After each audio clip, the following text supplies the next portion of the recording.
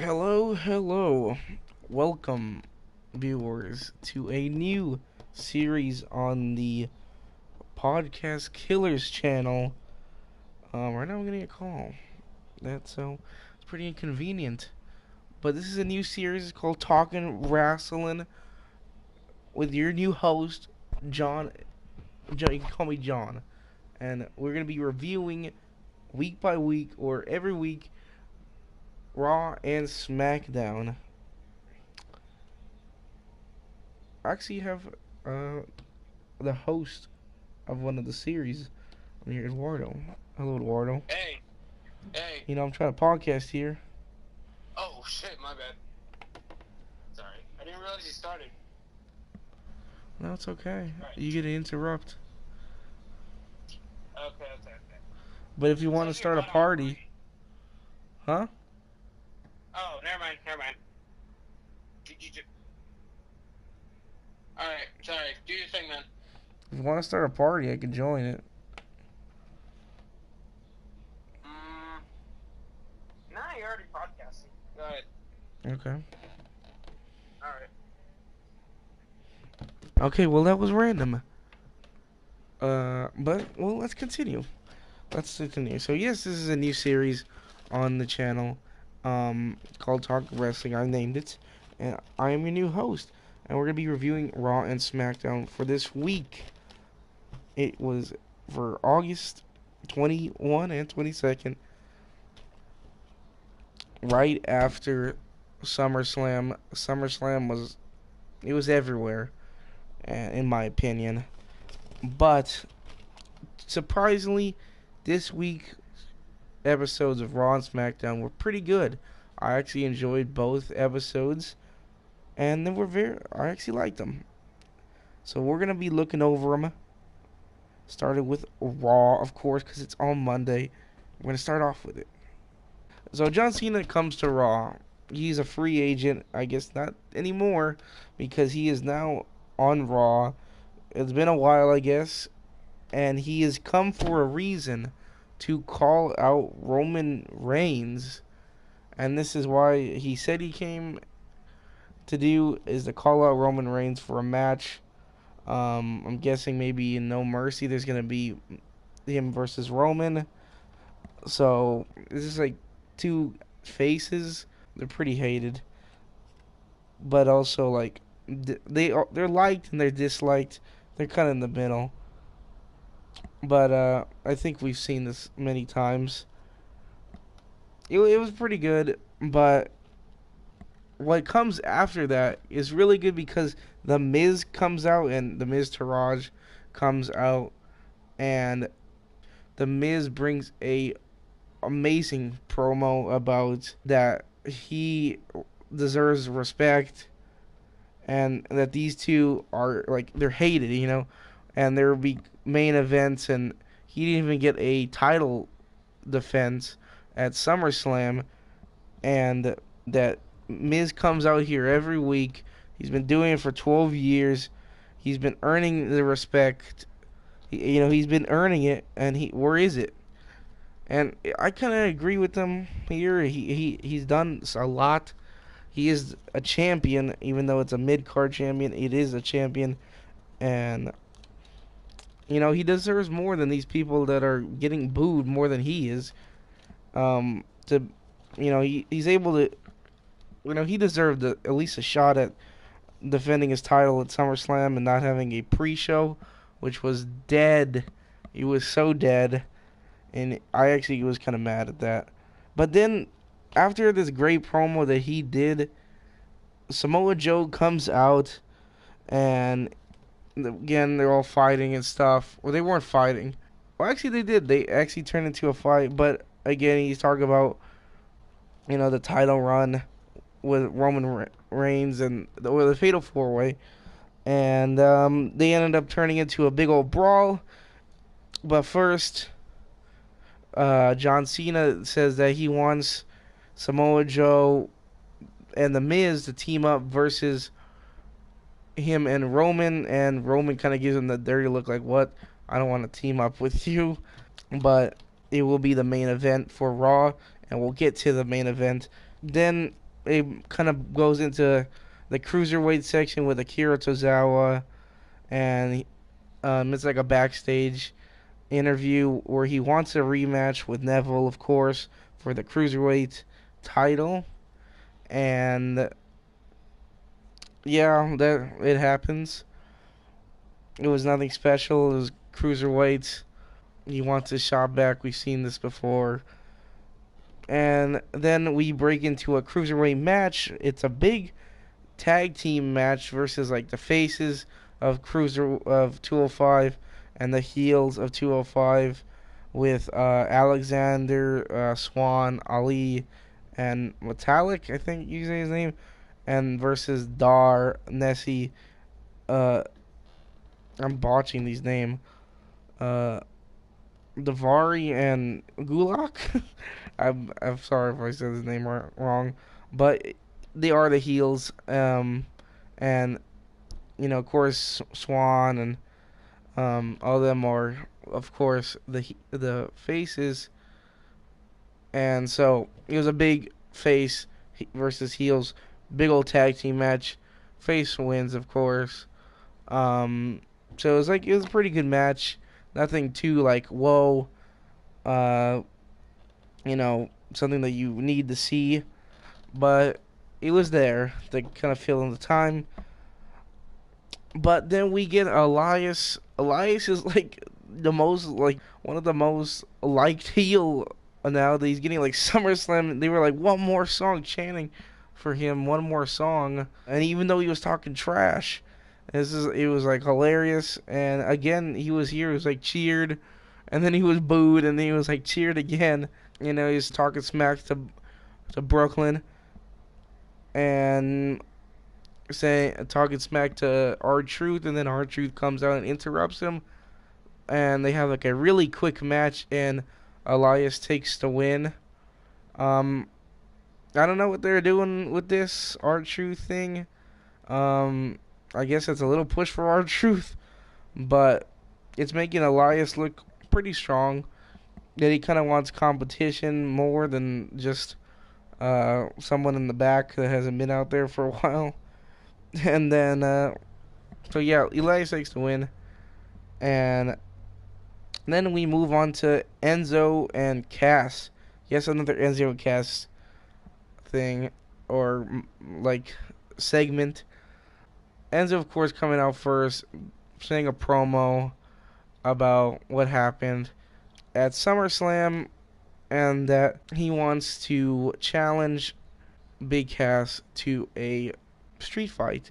And he was saying that like Big Cass is soft, and Big Cass got his smarts, like book smarts, and that Enzo got his street smarts. So of course, since he has the street smarts, he's gonna be better at the street style fight. And Big Cass, of course, comes out. Or actually, Big Cass comes out first. My bad. I actually messed up the whole thing. Big Cass comes out first. It talks about the SummerSlam, how he wrecked Enzo and Big Cass with just a couple boots, big boots. And then, of course, that segment happened. Of course, I just completely messed it up. But that's what happened. And then Enzo comes out and talks about how he got his smarts in the books and not in the streets, like Enzo Amore, and challenges him to the fight, and then goes to the back and gets a shopping cart. Kind of reminds me of Raven, how he brought the shopping cart.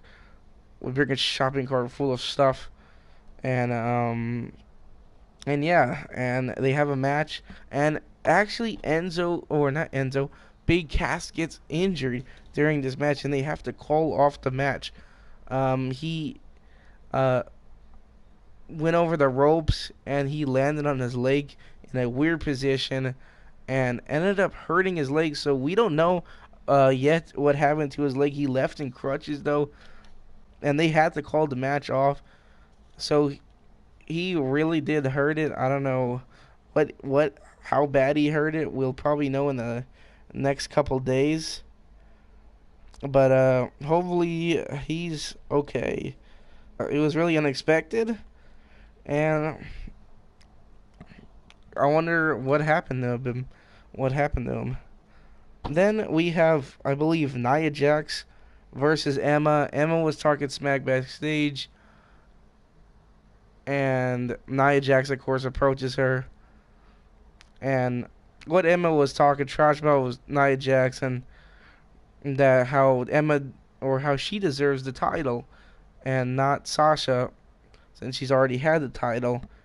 And so it was a really quick match. It was another match that I really didn't like, because it was the same thing we saw a couple weeks ago where Nia Jax completely wrecks Emma. This time Emma lasted a little bit more, but I don't know what they're doing with Emma. I hope they do something with her other than just, I'm not gonna say bury her, but just kind of, it's like ruining her.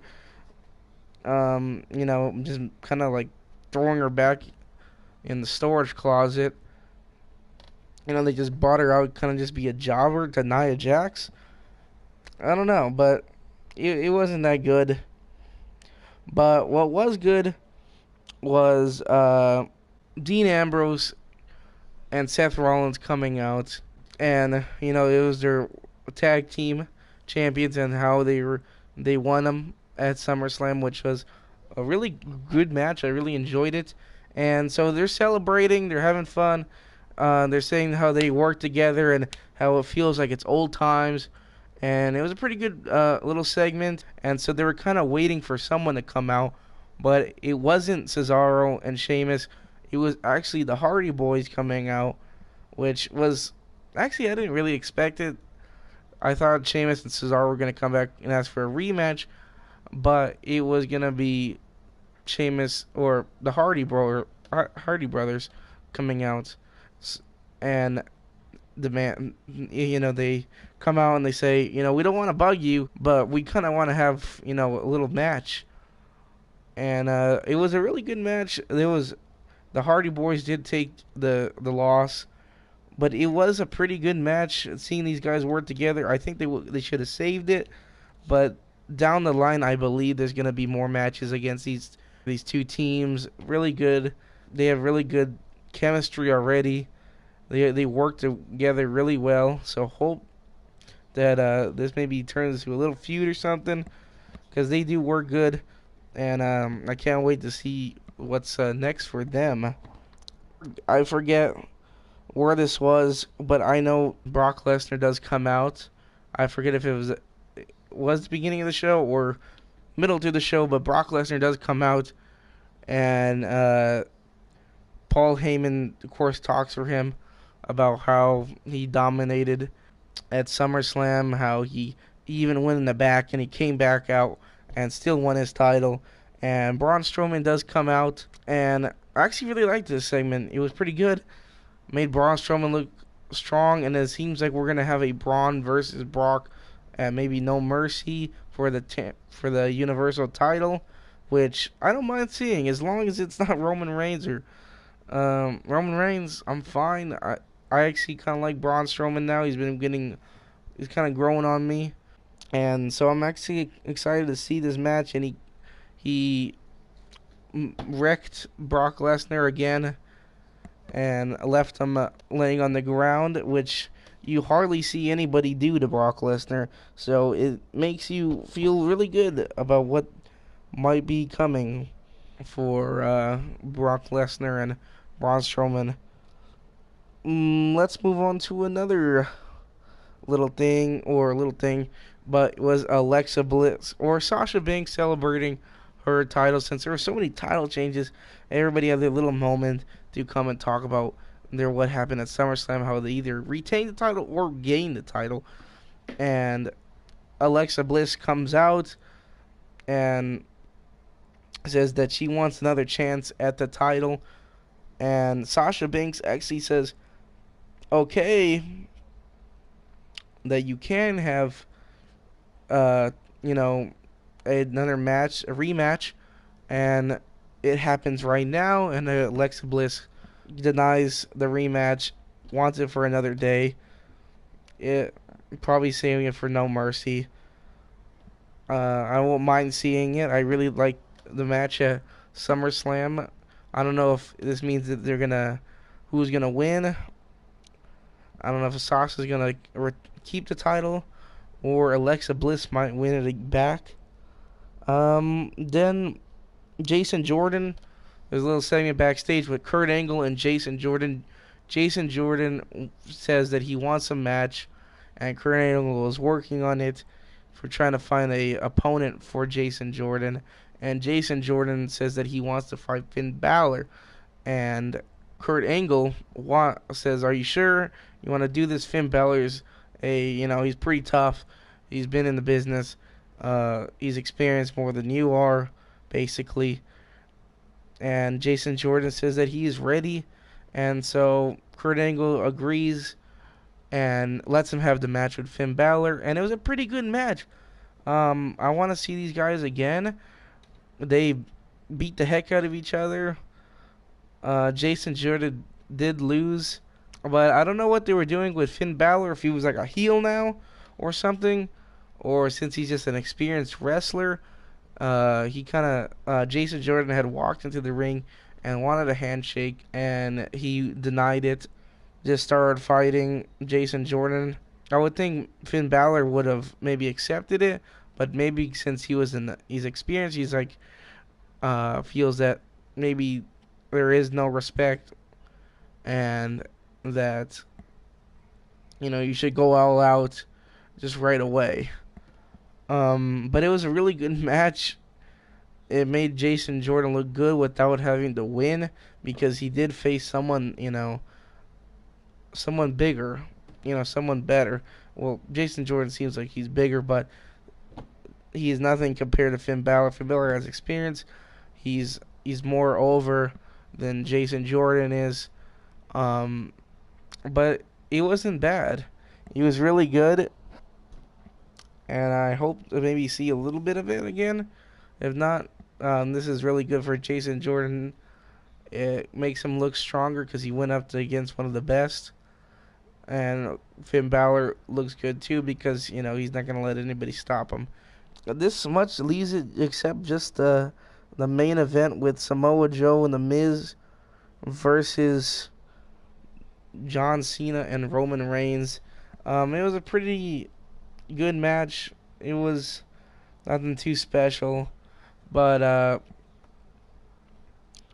it was a match.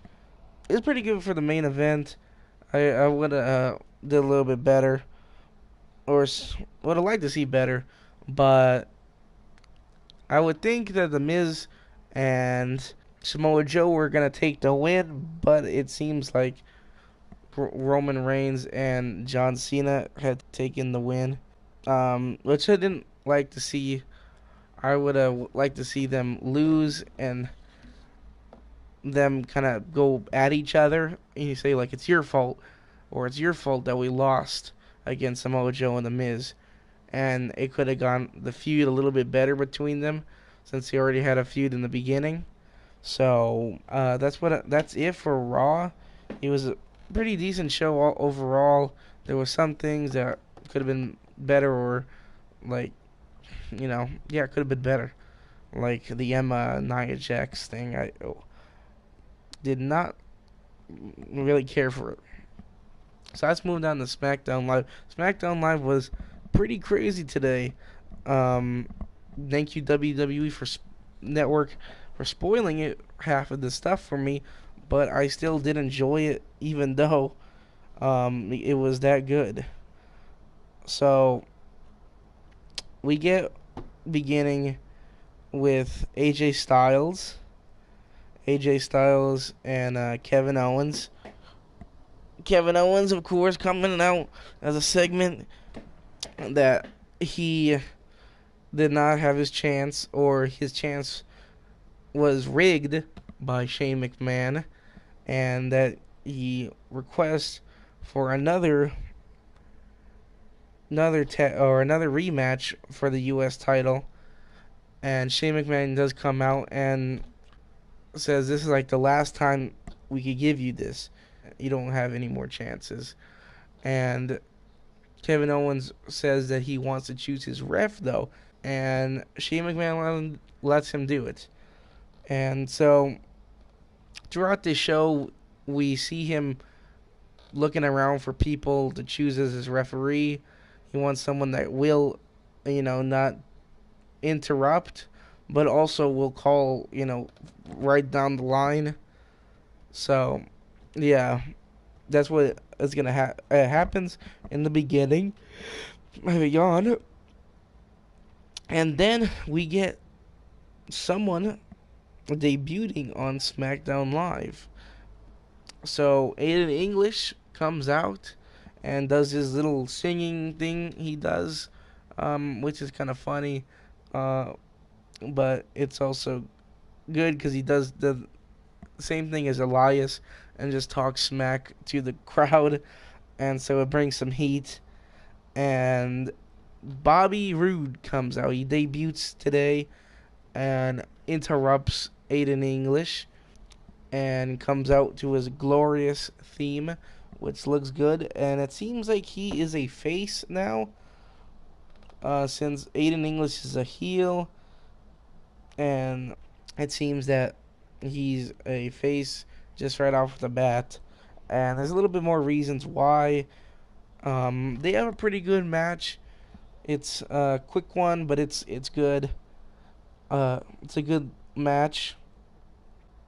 They both do very good, and of course Bobby Roode takes the win here and wins with a glorious DDT after a wins with a glorious DDT, which is an amazing name for a DDT. Then there's like a little promo segment thing with Bobby Roode with Tanae Young, and saying that he is glad to be here, and he's glad, or he congratulates Daniel Bryan and Shane McMahon for picking up the hottest agent right now, which is himself, Bobby Roode, and that he's going to be changing SmackDown to great, or from great to glorious. I thought that was kind of cool, and it was pretty good. It's a pretty good debut for him. Can't wait to see what they have next for him.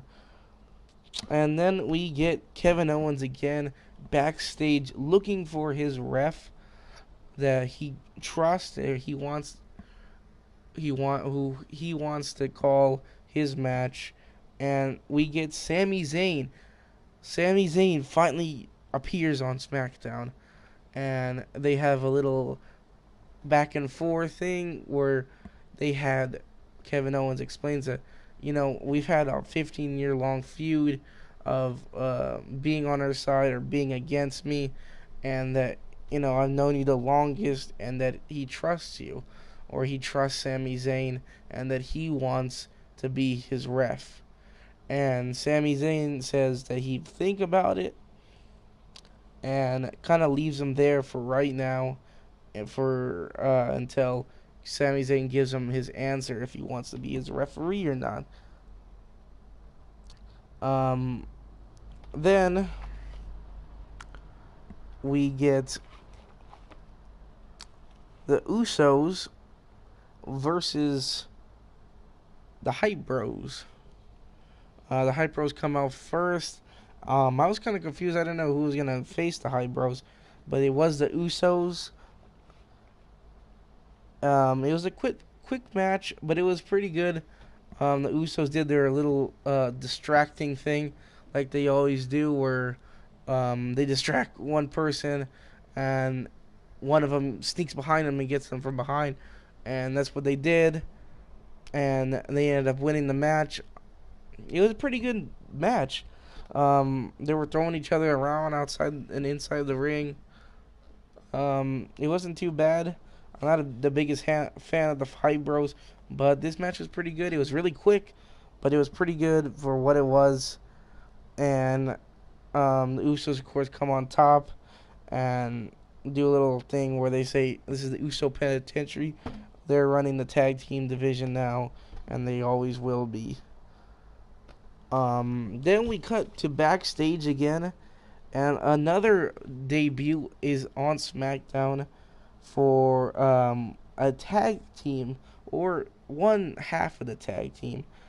Daniel Bryan and Chad Gable are talking about, or Daniel Bryan's telling him that he's sorry about Jason Jordan leaving to Raw, and Chad Gable says that he's tired of hearing about Jason Jordan and this tag team, or this tag team business, and that he's gonna matter. He cares about himself right now and not Jason Jordan. He cares about his career, and Daniel Bryan understands, but tells him a little reason why why Jason Jordan was moved, or a little reason behind it.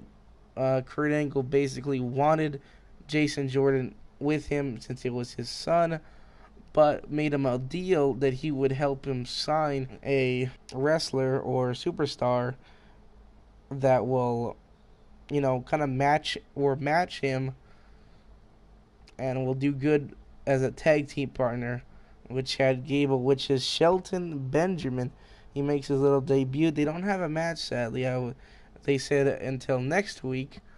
Um, but yeah, so they recruited Shelton Benjamin, a former U.S. champion, I believe, and um, I think tag team champion as well.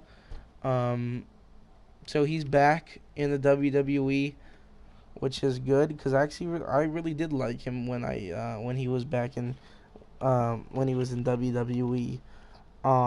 He looked kind of different, but he's back, and now he's a partner of Chad Gable as a tag team. So he's gonna be starting off as a tag team. I'm guessing he'll probably split up later on and do his own thing, but so far it's just him and Chad Gable, which seems like pretty good tag team. I can't wait for next week to see what happens with this tag team. I hope it goes well. Then we get into Shinsuke Nakamura versus the Singh brothers. This happened because of Jinder Mahal and the Singh brothers going backstage talking to Daniel Bryan, thanking him for, you know, being champion, I guess. I don't even know what the reason was for, but basically, sorry, really did not want to yawn. Jinder saying that he's thankful for the championship. But then Daniel Bryan says that you haven't won the or defend the championship without cheating with the Singh brothers, and of course Jinder Mahal gets mad, saying like, you don't respect me, with that gimmick that he does of, everybody hates me except the Singh brothers love me and they'll do anything for me. And so he said that they have a match with Shinsuke Nakamura today. But Jinder Mahal said that he doesn't want that, and Danny Bryan says, no, this is not with you. This is with the Singh brothers.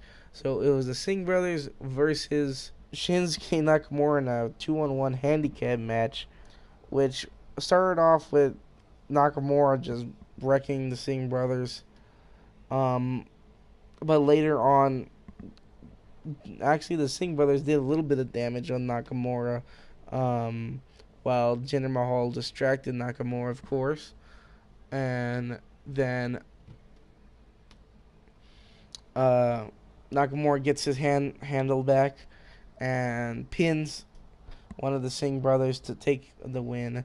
It wasn't nothing special, but it seems like he will get a rematch maybe soon against Jinder Mahal, and hopefully he wins this time.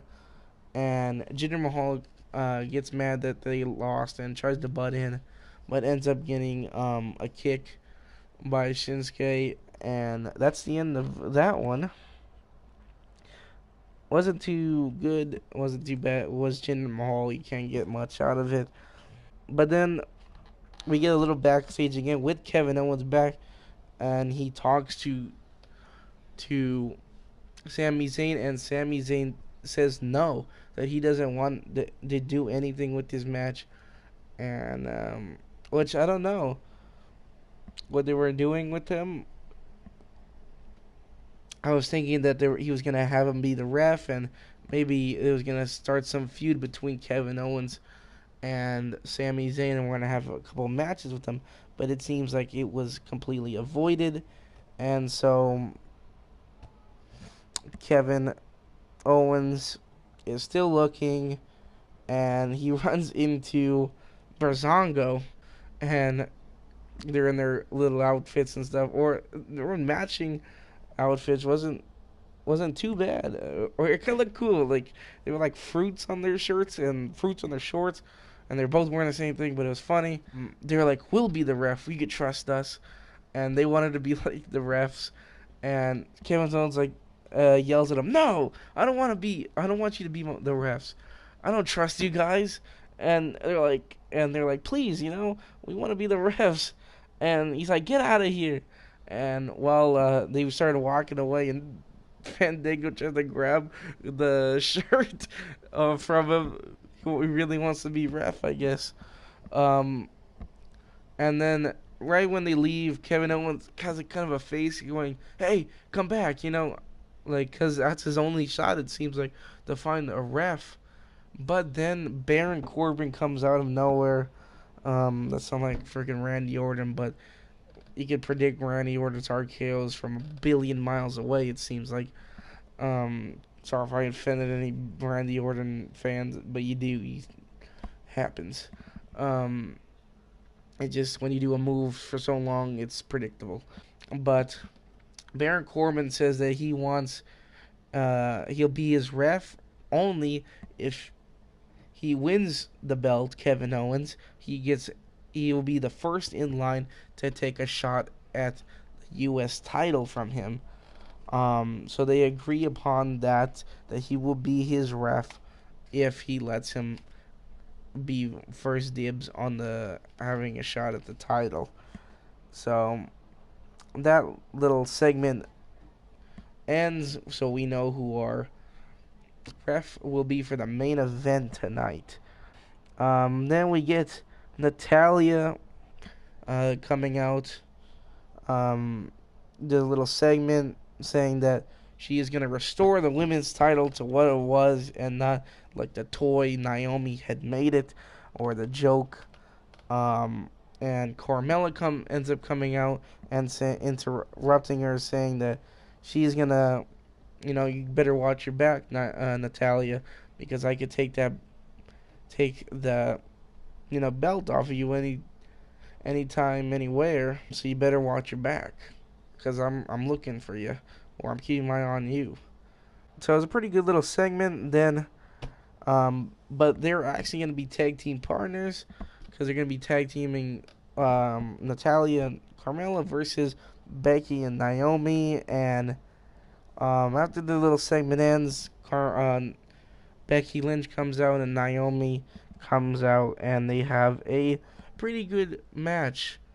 But this whole match was kind of Natalya versus Naomi and Becky by herself, because Carmella was kind of laying off to the side, waiting for her, not letting Natalya tag in or tag Carmella in, because Carmella was waiting in the back, trying to get Natalya beat up, or most tired and beat up as possible, as much as she could, so she could cash in.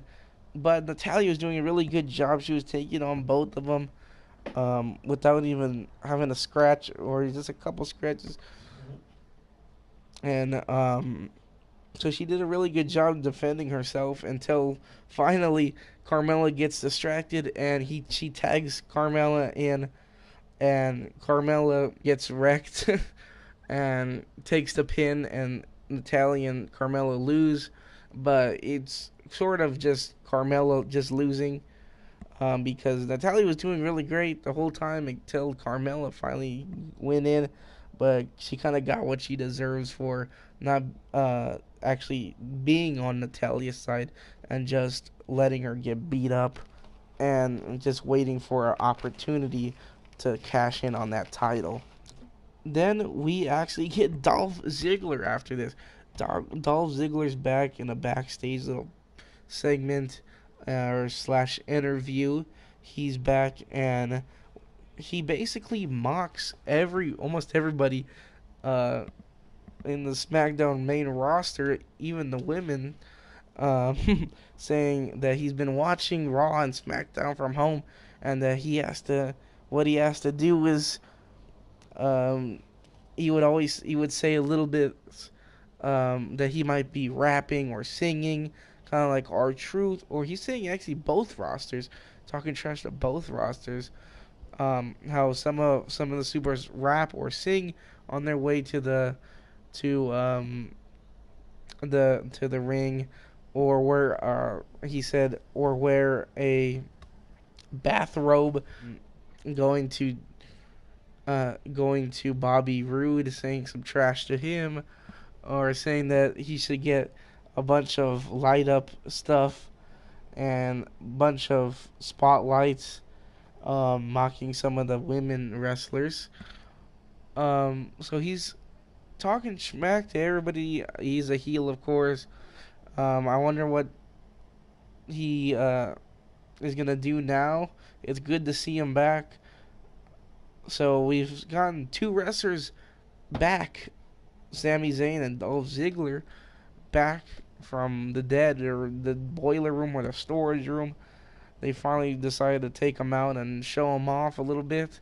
No matches, but at least a little bit spot of interviews for segments. And we got two debuts, Bobby Roode and Shelton Benjamin. So there's been a lot happening today. Then we get a little segment with Lana and Tamina. It seems like Lana is the manager of Tamina now, and that Tamina is looking for advice from Lana on how to get kind of like determined. And Lana was basically telling her, you need to get furious. You need to think about, all the bad things, and get you hyped up, or not hyped up, but more angry and more like, ready to fight to become women's champion. And we're kind of left out here. I feel like Lana is gonna become like a manager for Tamina, and maybe later on backstab her. I could see that happening. It was a short little segment, but maybe it kind of sneaks peek a little story for next week or upcoming weeks, with Lana and Tamina. Then we get to the main event. Baron Corbin goes to AJ Styles and does a little bit of talking. And AJ Styles is kind of like, you're choosing one side, like, don't choose one side. And, Baron Corbin's like, I'm going to just do it my way. And Baron Corbin comes out to new music again, even more updated music than it was at SummerSlam. I'm actually really liking this music, or theme music, other than the like Shrek music he had. I always remind me of like Shrek with the city like in the background. Look like, and you wear green pants. It looks like he's just like an ogre or something. But that's just my opinion. But now he looks way better. The theme is way better. He stopped wearing those green pants. They're like kind of like brown, but at least they're a little bit better. He comes out as the special guest referee that Kevin Owens has chosen, and Kevin Owens comes out, and AJ Styles come out for this new rematch. And the whole time, Baron Corbin is kind of cheating AJ Styles. AJ Styles had him pinned, but Kevin Owens like touched the rope with like his fingernails, and Baron Corbin was saying that, he touched the rope, it didn't count. So it was a lot of Baron Corbin going against AJ Styles, and even Baron Corbin interfering by pushing AJ Styles and getting him into a roll up with Kevin Owens, and bar by Kevin Owens several times, but he kicked out of both. And Shane McMahon eventually comes out and says, what the heck are you doing? He's like, well, I'm the ref. I could do whatever I want. And he says he clearly saw him didn't really touch the ropes, and Baron Corbin says he does. Um, and so and then Baron Corbin ends up leaving, and Shane McMahon ends up putting the ref shirt on and finishing it off with AJ Styles taking the win, or getting the pin, and it seems like this is his last chance, Kevin Owens, for the U.S. title. So I wonder who's next to fight for the U.S. title or have a chance at that U.S. title. Maybe we're gonna actually see some actual open challenges from AJ Styles for the U.S. Championship. So I can't wait for that. This feud seems like it should be over. It seems like we're gonna have a feud with Kevin Owens and Shane McMahon, maybe for a pay-per-view. I don't know how long this is gonna last, but it seems like we're gonna have a feud and maybe a match like AJ Styles versus Shane McMahon, which I don't mind seeing. I really like Shane McMahon versus AJ Styles, and so I don't mind seeing these two go at it. It might be pretty good. Who knows? That's about it for Talkin Wrastlin.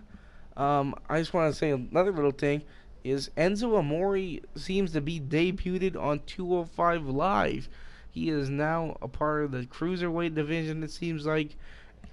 People were saying that he was going to go to Cruiserweight, or his only shot was going to be at the Cruiserweight, and now he's at Cruiserweights. And it seems like he's having already a feud with Neville for the Cruiserweight title. So wonder what's going to happen there. I'm kind of sad. I did like Enzo Amore, but I didn't know what they were going to do with them, how much I liked them. Even though how much I do like Enzo, I don't know what they were going to do with them. There was no kind of person that was his size. Unless they did move him to SmackDown, I could see him having a match with a couple people, but no one with Raw. Raw seems to be a more beefy kind of place. Brock Lesnar, Braun Strowman, Roman Reigns, now John Cena, Finn Balor, Samoa Joe. These are big dudes, and it seems like little Enzo, needs somewhere where he could fit his style. And it seems like Cruiserweight's going to be his thing. So let's see what happens with Enzo Amore. Who knows? He might even save 205 Live with his popularity. But that's it for Wrasslin Talk. If you guys have any questions, leave in the comments below.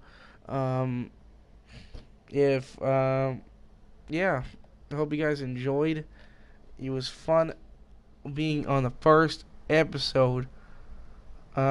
See you guys another time.